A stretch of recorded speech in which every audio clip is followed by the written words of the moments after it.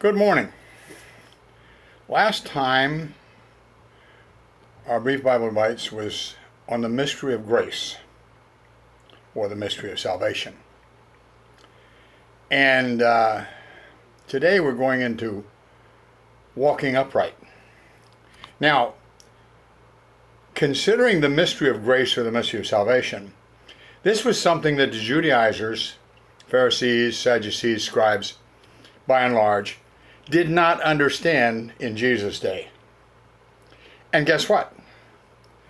Judaizers still don't understand the mystery of grace or the mystery of salvation.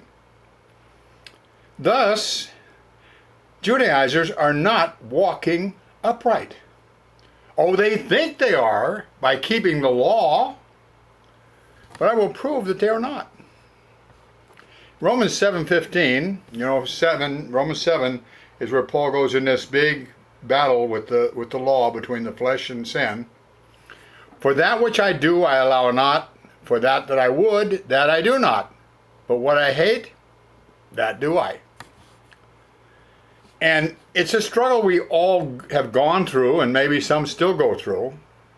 But thank God on the other side, in Romans 8:1, he came out victorious. There is therefore now no condemnation to them which are in Christ Jesus, who walk not after the flesh, but after the Spirit.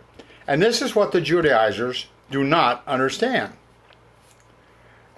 In Galatians 2:13 through 16, Paul writes, "And the other Jews dissembled likewise with him, insomuch that Barnabas also was carried away by their dissimulation."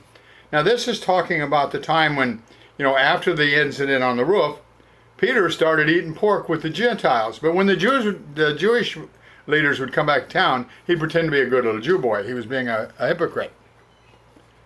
And in verse 14, "But when I saw that they walked not uprightly according to the truth of the gospel," in other words, they're trying to keep the law, "I said to Peter before them all, If thou being a Jew lives after the manner of Gentiles, and not as do the Jews, why do you compel the Gentiles to live as Jews do?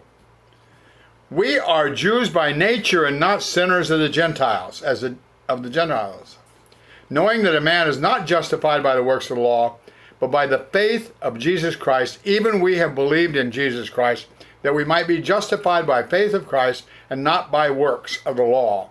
For by the works of the law shall no flesh be justified." Wow. So to all these Judaizers, and by the way, if you're tempted to follow the way of the Jewish wannabes, remember, Galatians 5:3, "I testify again to every man that is circumcised, that he is a debtor to do all the law." The whole law. The whole law. And then James made it crystal clear in James 2:10, "For whosoever shall keep the whole law, and yet offend in one point, he is guilty of all." And what did Jesus say? If you've done it in your heart, you've done it in actuality.